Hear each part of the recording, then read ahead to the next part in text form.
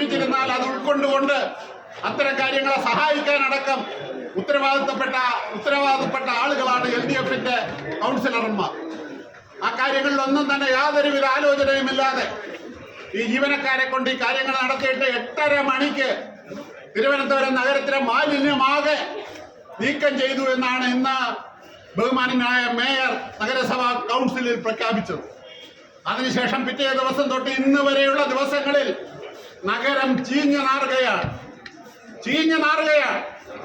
അതിനെ സംബന്ധിച്ചുള്ള വാർത്ത വന്നപ്പോൾ അതിന് മറുപടി പറയാൻ, ആ നാണക്കേട് കൊണ്ട് മറുപടി പറയാൻ കഴിയാത്ത രൂപത്തിൽ മേയർ കൗൺസിൽ യോഗത്തിലെ അജണ്ടകളെല്ലാം തന്നെ പാസ്സായതായി പ്രഖ്യാപിച്ചുകൊണ്ട് ജനാധിപത്യത്തെ പോലും തകർക്കുന്ന രൂപത്തിലുള്ള സമീപനം സ്വീകരിച്ചുകൊണ്ടാണ് കൗൺസിൽ യോഗം അവസാനിപ്പിച്ചത്.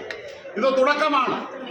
ഈ തുടക്കം ഇത്തരം കാര്യങ്ങളെ സംബന്ധിച്ച്, ഇവരുടെ ഭരണപരമായിട്ടുള്ള കഴിവുകേടുകളെ സംബന്ധിച്ച് ഞങ്ങൾ എപ്പോഴും അതിനെ സംബന്ധിച്ച് ചോദ്യം ചെയ്തുകൊണ്ട് തന്നെ മുന്നോട്ട് പോകുമെന്നുള്ള കാര്യത്തിൽ യാതൊരുവിധ സംശയവുമില്ല.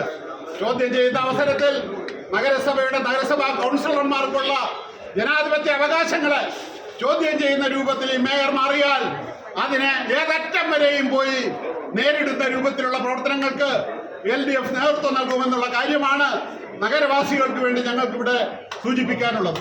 അപ്പൊ ഇത്തരം കാര്യങ്ങൾക്കെതിരായിട്ടുള്ള അതിശക്തമായിട്ടുള്ള പ്രക്ഷോഭ സമരങ്ങൾ സംഘടിപ്പിച്ചുകൊണ്ട് ഞങ്ങൾ മുന്നോട്ട് പോകുമെന്നുള്ള കാര്യം ഇവിടെ സൂചിപ്പിക്കുകയാണ്.